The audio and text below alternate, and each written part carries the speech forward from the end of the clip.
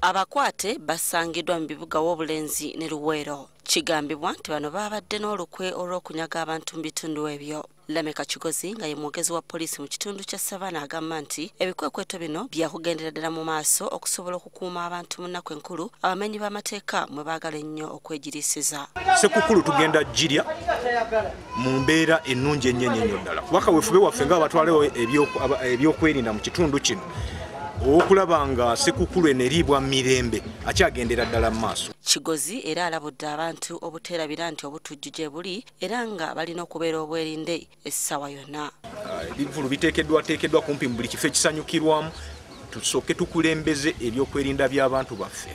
Ate yo mu disitulikiti y'e Busia emmotoka eziwerako zikwatiddwa mu kikwekweto ekikoleddwa poliisi y'ebidduka. Ekikwekweto kino kigendereddwamu okufuuza emmotoka ezitatuukana na mutindo gwa kutambulira ku nguudo. The wipers are not working and it is not worth it to be on road.